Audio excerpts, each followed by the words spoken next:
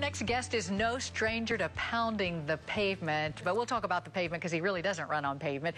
He's a triathlete who has embraced a new way of running with no shoes. Here to talk about the benefits of running barefoot and how it improves overall body strength is Thomas Hollowell, co-author of The Complete Idiot's Guide to Barefoot Running. Now that's going to be a fun and easy read with that title. Thomas, welcome. Welcome to Bay Sunday. Thank you for having me. All right, we've got some shoes up here, but I just have to see your feet. Do you run barefoot or walk barefoot most of the time? Most of the time, especially when I'm out on trails or even on roads. I run barefoot or walk barefoot and hike barefoot. Now, when I'm in society, a lot of times, like when I'm in public and restaurants and stuff like that, I often wear shoes like moccasins or sandals.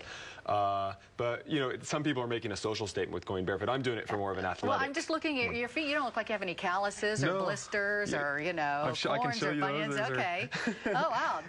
Okay. So, I think we saw a shot of that, but.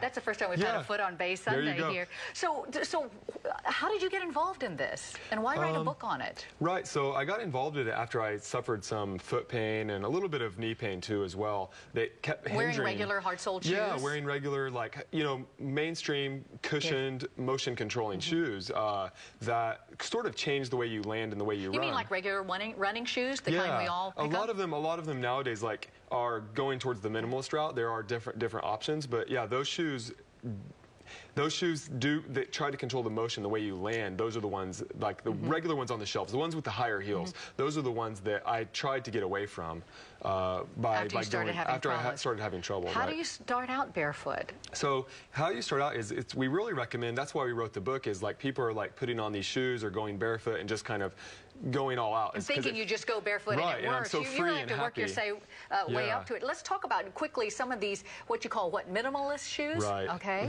So minimalist shoes, there's different models out there available. Several in running stores now. Vibram 5 Fingers, very popular. You have Soft Stars and Kegos, and even barefoot running sandals. Look at this. Those stay on your feet? Yeah, they do. They do. And so all these things are available for people to try or to practice and to try to attempt to run more naturally the way the body's meant to move. Yeah, you know, this phenomenon of just running barefoot, it seems to be gaining popularity. Are you seeing more and more people doing it? Yeah, we are. I've crossed the United States on the book tour. I've crossed the U.S. on the book tour doing the Dare to Go Bare tour. And at different races, I've actually encountered several people wearing minimalist shoes and even running an entire race like this. Half marathons and marathons, even completely barefoot, which I've joined, and we've kind of formed a community in a way. All right, but what about, do you ever, get anything in your foot? What's the worst thing you step on glass? No, not really. I've never had any trouble. Like nails, it would also go through a shoe, I tell people, so it's the same, you'd have this trouble with that as well.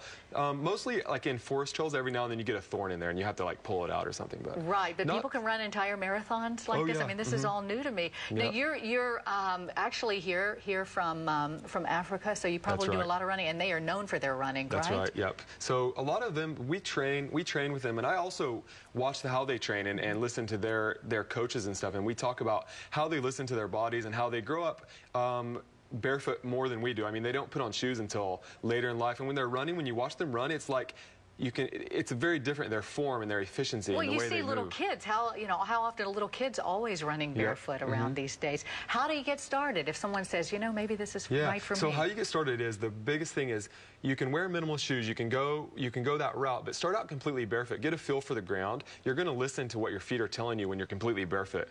Work on maybe grass, or is there start on a hard, smooth surface so you can see what's in front of you, and so you get the natural elasticity from the legs and from the muscles. And once you've worked on your form and your posture, develop a high cadence, then you can throw on shoes and try go slowly increase your mileage. Like we say 5% to 10%. It's almost like a 3 to 6 month transition. And then eventually after a year or two, you're definitely doing more in minimal shoes, and a lot of people don't want to go back to regular shoes. Do you have any regular shoes in your closet? It's really hard to find. I don't.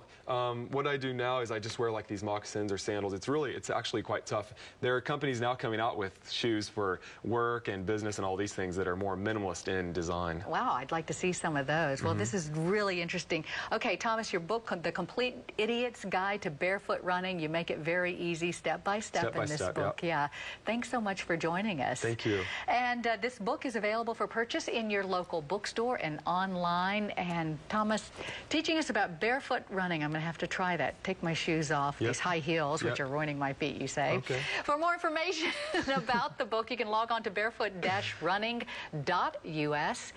And on that note, we've got to run. It has been a great show. I'm Sydnie Kohara. Thanks so much for joining us. We'll see you next time.